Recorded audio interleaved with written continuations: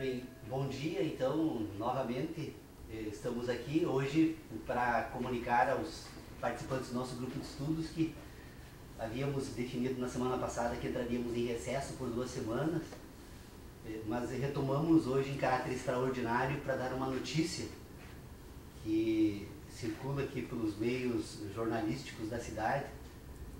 Nós lançamos uma campanha essa semana, na segunda-feira, chamando as pessoas que tiverem interesse para discutir conosco, para conversar conosco, então, com o grupo de estudos, sobre a descoberta que foi feita, então, no curso desses nossos mais de 300 encontros, que se chama Sistema Heptanimal de Inteligência. Eu acredito que o assunto está suficientemente maduro, que temos condições de trazer esse debate de forma organizada para o meio acadêmico. Eu tenho certeza que isso tem condições de dar uma contribuição muito grande para tentar resolver os problemas que nós enfrentamos hoje na educação. Sabemos que a educação brasileira atravessa um processo de crise muito sério. Esta crise está fundamentada em algumas questões que parece que é possível entender a partir das discussões que fizemos aqui. Na verdade, o problema da educação, de uma maneira geral, se deve ao fato de que nós não conseguimos entender ainda, a filosofia não conseguiu explicar, e imaginamos que consigamos explicar agora, então, como é possível entender alguma coisa. E, portanto, como é possível aprender alguma coisa. O sistema heptanimal de inteligência, ele tem o propósito de tentar explicar de uma maneira que seja possível compreender quais são os processos, quais são os mecanismos que o homem utiliza para pensar e, portanto, para aprender, para ensinar, para conviver em sociedade, para dialogar. Todas essas competências humanas funcionam segundo alguns mecanismos naturais. E então estamos chamando as pessoas que estejam efetivamente preocupadas com esse problema da educação para acompanhar a exposição das ideias sobre o que nós descobrimos, então, nestas nossas reflexões. O sistema heptanimal de inteligência, ele parte do pressuposto de que a inteligência humana é composta por uma série de processos que se comunicam e que se organizam a partir de um indivíduo, de um sujeito, do homem, que faz uso de uma inteligência de sentidos e de uma inteligência de ideias, uma inteligência moral. O sistema heptanimal, então, tenta explicar como esses processos operam para que seja possível, num dado momento, então, entendermos como é possível pensar. Entendendo como é possível pensar, então, é possível entender como é possível aprender. E acredito que consigamos, então, resolver, de certa forma, essa questão. O sistema heptanimal, não vou, obviamente, expor na totalidade agora, porque ele faz parte de um processo de acúmulo que está representado, então, nesses mais de 300 encontros. Mas, basicamente, ele funcionaria da seguinte forma. A inteligência de sentido, que é a inteligência heptanimal, ela funciona a partir de processos que combinam 7 sentidos. E não apenas 5, como imaginávamos inicialmente.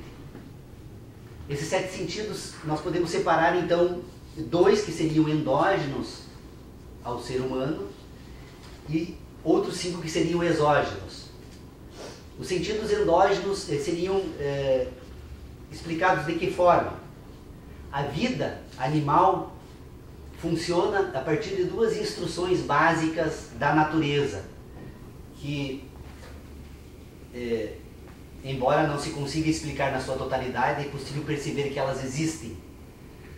O ser vivo animal ele é coordenado por uma instrução básica que lhe manda sobreviver permanentemente. A busca permanente da sobrevivência é o primeiro grande sentido humano. O segundo grande sentido humano é uma instrução da natureza que manda que o ser humano se reproduza permanentemente.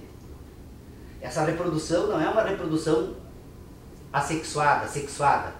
É uma reprodução orgânica. Nós estamos permanentemente reproduzindo componentes do nosso próprio corpo, células, estruturas orgânicas.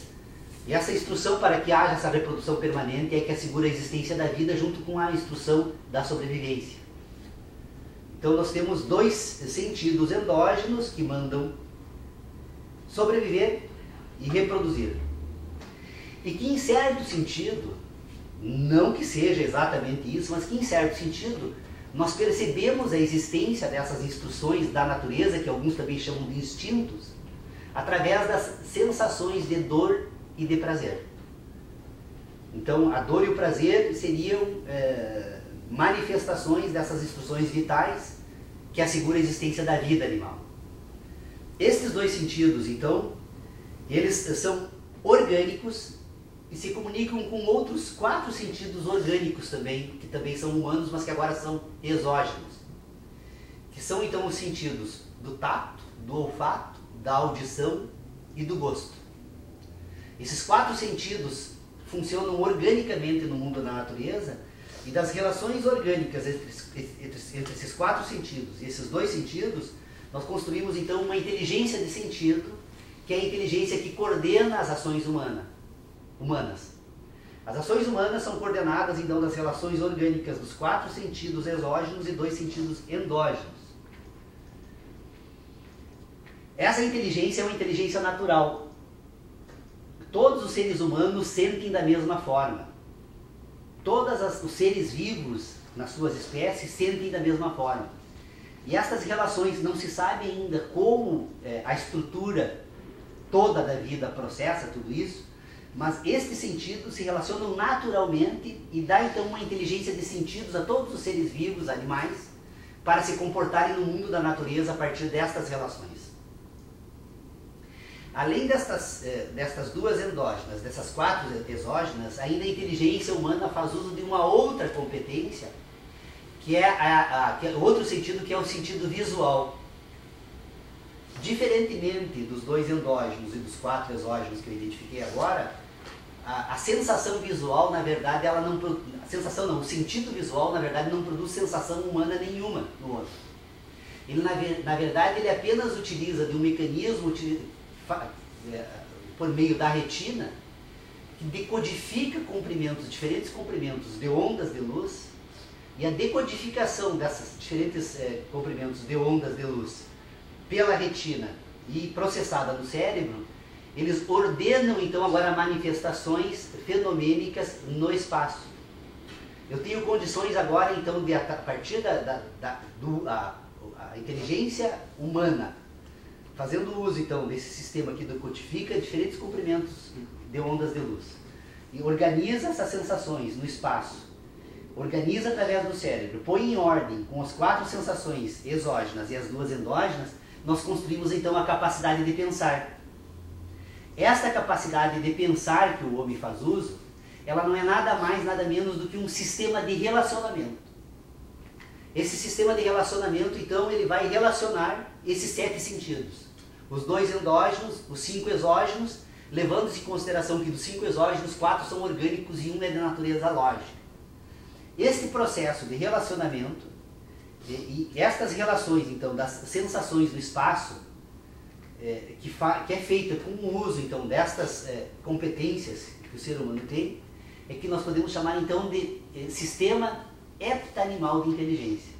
Ele é heptanimal porque relaciona 7 sentidos, cada um com as suas características, cada um da sua forma, mas que serve agora de referência para constituir o terceiro homem, então, que deve ser tentado explicar pela filosofia, que agora então não é mais apenas o homem que sente, o homem que pensa, mas o homem que age. O homem que sente é um homem orgânico, natural, que processa esse sistema de inteligência, então, através de um complexo sistema que a ciência tenta, de uma certa forma, desvendar, mas talvez não consiga desvendar na totalidade. É um homem que sente. é um homem que pensa agora porque ele constrói um sistema de relacionamentos. Esse sistema de relacionamentos ele se estrutura então dentro de um complexo de inteligência que faz uso de um sistema nervoso central. Esse sistema nervoso central que faz uso do cérebro, então agora, com auxílio de informações que se propagam nesse complexo instrumento orgânico que é o homem, né? Ele, nesse sistema orgânico agora, então, a partir das relações que ele constrói e que lhe permite pensar, ele passa a coordenar essa estrutura que faz uso então de um sistema nervoso central e coordenado, e a partir disso ele coordena a ação humana. Então o homem que age é o homem que pensa porque sente. Nós temos um caminho que precisa ser percorrido até chegar do homem que sente ao homem que age. Entre o homem que sente e o homem que age é o homem que pensa. O homem que age e o homem que sente, ele age porque relaciona. Ele relaciona o que? As estruturas orgânicas. Nós temos uma estrutura que nos permite sentir, com isso nos permite pensar, e permitindo pensar, isso nos permite também agir. Então a educação estaria hoje situada em qual desses âmbitos? A educação estaria situada na ordenação do sistema de inteligência que permite ao homem pensar. Aquele que pensa porque relaciona. Pensar, aliás, é relacionar. E se nós queremos que alguém pense com inteligência, então nós precisamos fazer com que alguém, esse sujeito que pensa com inteligência, consiga ordenar essas relações. Essas relações são ordenadas de que forma? Através dos usos das estruturas orgânicas. Se eu tenho uma estrutura orgânica que me permite relacionar, então, agora no espaço, pensar com inteligência é pensar ordenadamente no espaço. Então, nós precisamos, se nós queremos realmente fazer uma revolução na educação brasileira e do mundo todo, nós precisamos chegar à conclusão de que pensar é relacionar. Conclusão não, reconhecer que pensar é relacionar. E que pensar com inteligência é relacionar em ordem. E que relacionar com inteligência é relacionar no espaço. E quando relacionamos no espaço, precisamos levar em consideração as posições que o homem ocupa no espaço e as posições que os fenômenos ocupam no espaço. Porque determinados fenômenos, embora os 4 sentidos orgânicos, exógenos e os 2 endógenos, se comuniquem de forma imediata na constituição do sistema de inteligência de sentidos, na inteligência racional de ideias, não há essa imediatidade, essa simultaneidade. As informações visuais sempre chegam atrasadas ao serem colocadas no sistema de relacionamento no espaço.